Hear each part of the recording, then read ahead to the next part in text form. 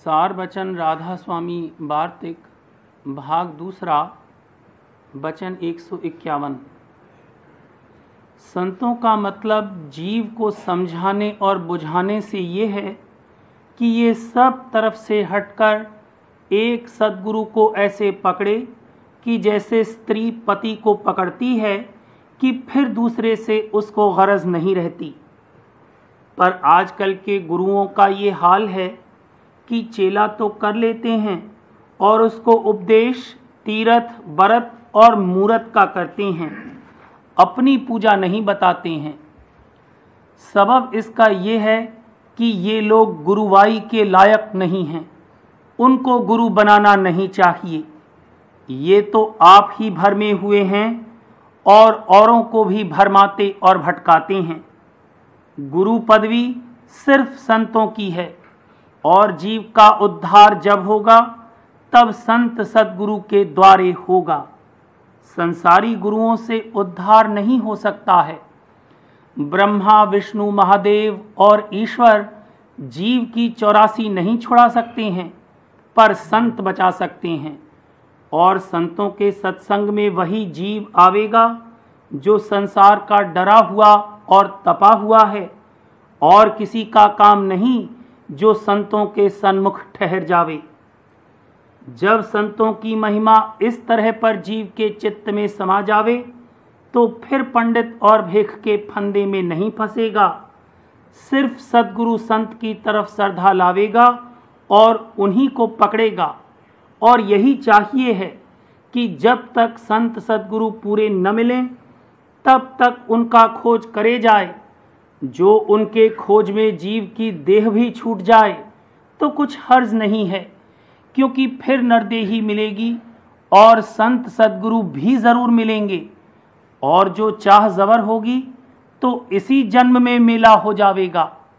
और जो पंडित और भेख के जाल में फंस गया तो चाहे संसार में धन पुत्र स्त्री और मान प्राप्त हो जावे, पर 84 के चक्कर से नहीं बचेगा और फिर नरदेही मिलने का भरोसा नहीं है। वचन 152। गुरमुख वही है जो सद्गुरु के हुक्म में बरते, हुक्म से बाहर न होवे। और जब तक ऐसा अंग न होगा तब तक उस पद को भी नहीं पावेगा।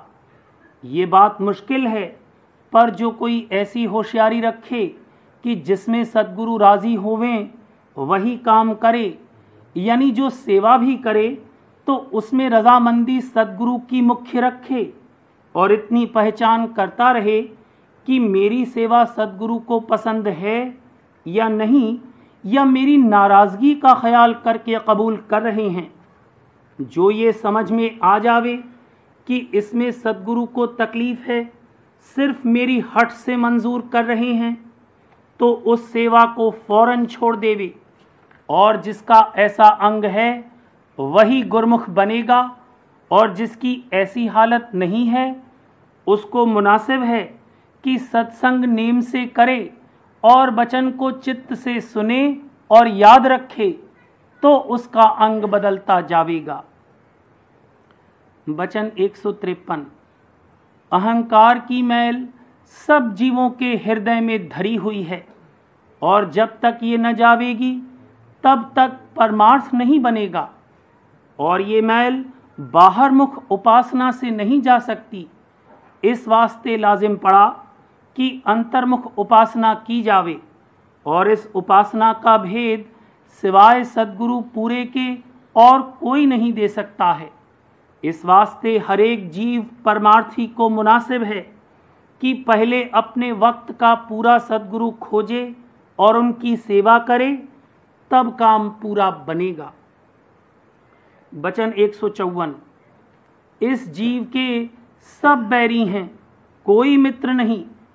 मन जो 3 गुण से मिला हुआ है वो भी इस जीव को ऐसे देखता है जैसे बिल्ली चूहे के खाने का इरादा रखती है।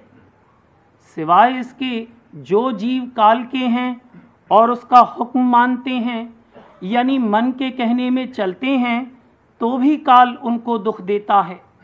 इसी तरह सब जीव दुखी रहते हैं। पर जो जीव सद्गुरु के हैं उनके ऊपर सद्गुरु की दया है और काल भी उनसे डरता है और उनका सहायक रहता है। इस वास्ते सबको चाहिए कि सद्गुरु वक्त की शरण लेवें, तो यहाँ भी और वहाँ भी उनका बचाव और रक्षा होगी।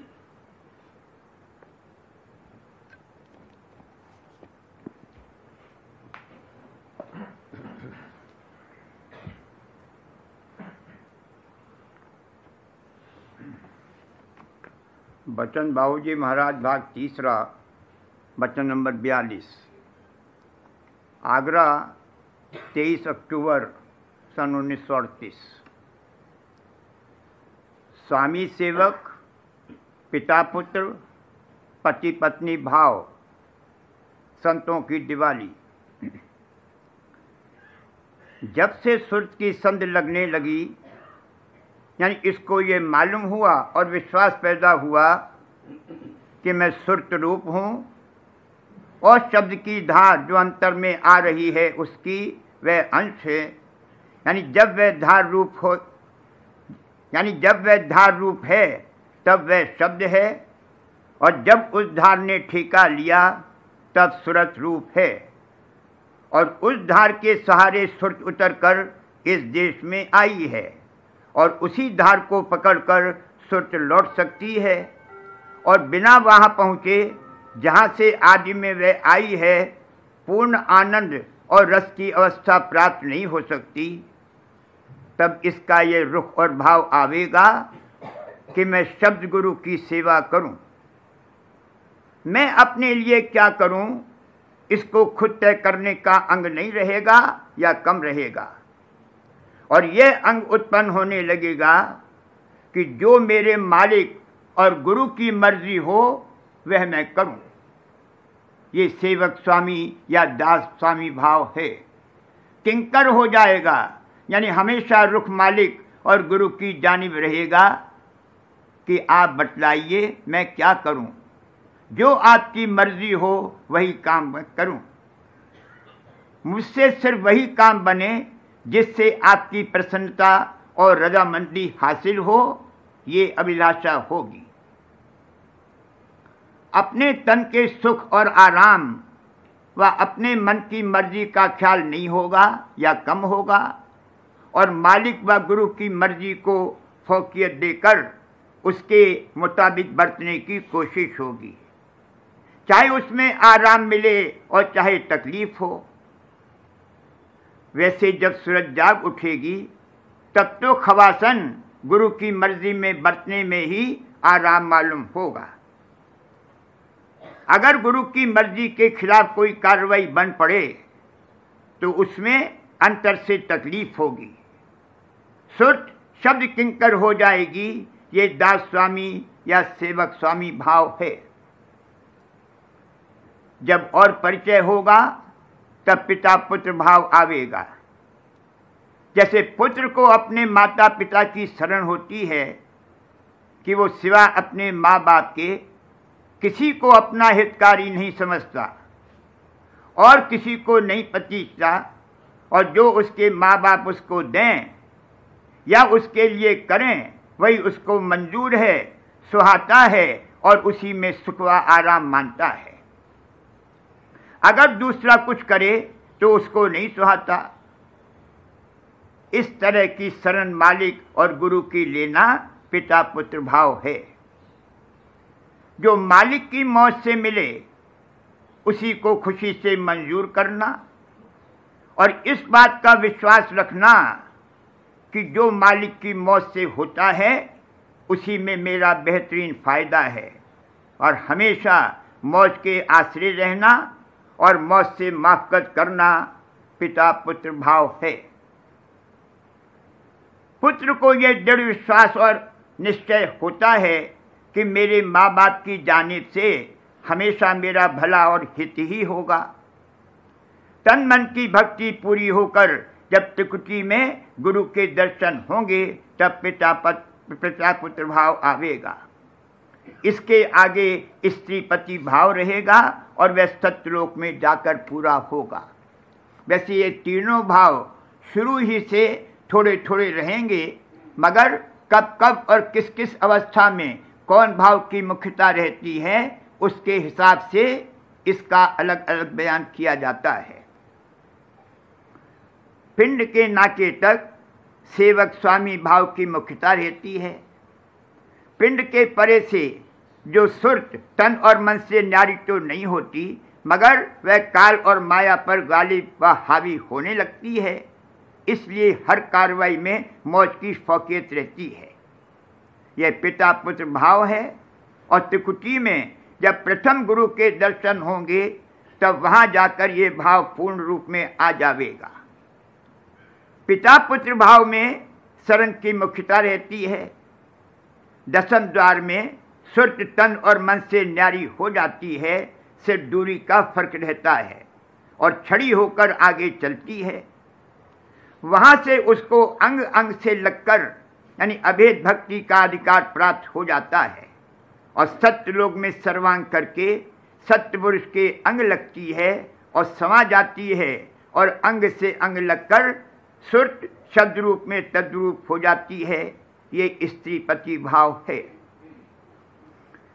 जिसको पति कहता है कि ये मेरी चीज है, उसको स्त्री भी कहती है कि ये मेरी है, दोनों बराबर हैं।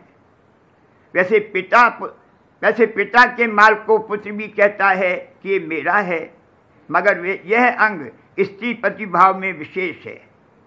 सत्यलोक में पहुंचकर सुरत का सुरत रूप पूर्ण अंग में निकल आता है और शब्द में समा जाती है, इसलिए वहां पहुंचकर स्त्री पति भाव की पूर्ण आहुति होती है।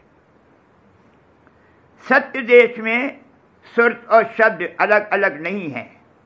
वहां सुरत शब्द में समाई हुई और अभेद व तद्रूप है और जहां तक यह अवस्था है वहां तक पूर्ण सुख रस और आनंद है और प्रेम ही प्रेम और प्रकाश ही प्रकाश है। जहां से काल और माया के रूप में दोनों धारें अलग हुई, वहां से तम और अंधकार की उत्पत्ति हुई। जिस कदर नीचे उतार होता गया, तम और अंधकार बढ़ता गया। अंधेरी किरणियां ज्यादा और रोशन किरणियां बहुत कम हैं। यहाँ सिर्फ उतनी ही रोशन किरणियां आती हैं जितने प्रकाश से यहाँ का कामकाज चल सके, बाकी अंधेरी किरणियां बहुत ज्यादा हैं। तम और अंधकार में भूल और भ्रम पैदा होता है। रात्रि के समय बाहर का प्रकाश खिंच जाने से अनेक प्रकार के भूल भ्रम पैदा होते हैं, तो अंतर का प्रकाश खिंचने से जो मन और बुद्धि पर तम छा जाता है और जो भूल भ्रम पैदा होते हैं उनका क्या ठिकाना है। चुनाचे इस अंधकार के देश में उतरकर जीव नहीं जानता कि मैं किसकी अंश हूं और क्या मेरा रूप है। मैं सुरत रूप हूं और शब्द की अंश हूं, इससे वो नावाकिफ और बेखबर है। संसार की रीत के अनुसार दिए जलाकर और रोशनी करके दिवाली की या न की, इसमें कुछ नहीं है। सत्यलोक और सत्य देश में पहुंचकर जहां केवल निर्मल प्रकाश है, सच्ची दिवाली या दीपावली होगी। और चूंकि वहां अंधेरी किरणियों का नाम व निशान भी नहीं है, इसीलिए कहा है कि संतों को सदा दिवाली है।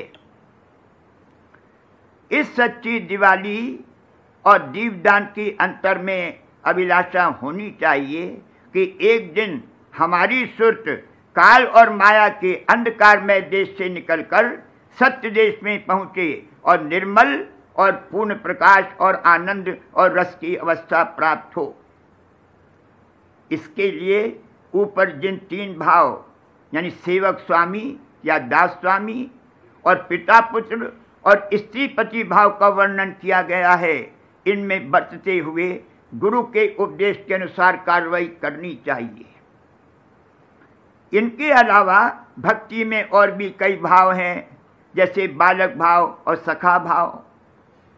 जिस तरह माता बालक को प्यार करती है, उस तरह अपने इष्ट को बाल स्वरूप मानकर प्यार और भक्ति करना बालक भाव कहलाता है। और दोस्त को जैसे अपना दोस्त प्यारा होता है, उस तरह मालिक के साथ बरतना सखा भाव है। भक्ति की रीत में बरतने के ये भिन्न भिन्न भाव और अंग हैं।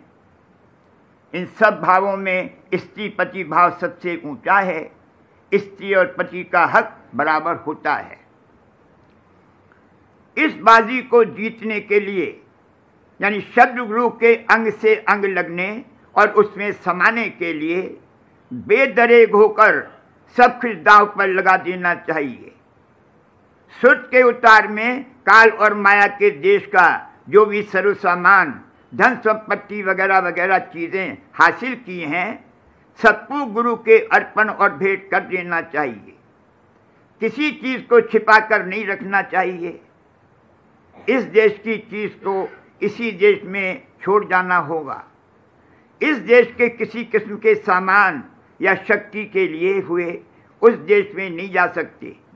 इसलिए बिना किसी किस्म का सोच विचार करे हुए अपना सर्वस्व गुरु के अर्पण करेगा तब पौबारे का दाव आवेगा।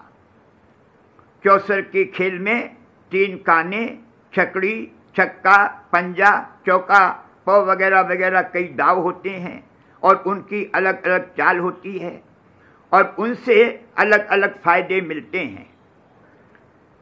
नीचे के 3 चक्र गुदा, इंद्री और नाभि में तो 3 काने हैं। यानी अगर किसी तरह से ये 3 चक्र फतेह भी हो गए और उनमें से निकल आया तो ये हुआ कि हृदय चक्र पर आकर पशु से नर बना, मगर रहा पिंड का पिंड में ही, इसलिए उनको 3 काने कहा है। अगर छकड़ी का दाव आवे तो 6 चक्र पार करके पिंड के परे पहुंचा। इसी तरह और दाव आया तो ब्रह्म पद में पहुंचा। जब पौबारे का दाव आवे तो सत्यलोक में पहुंचे और चौसर से इसकी सुत गोट निकले। इसके लिए जैसे ज्वारी सब कुछ दांव पर लगा देता है उस तरह से इसको चाहिए कि अपने तई बेदरेग होकर मालिक और गुरु को सौंप दे। इस तरह की भक्ति से एक रोज सत्य देश में पहुंचकर परम प्रेम और परम आनंद अवस्था को प्राप्त होगा।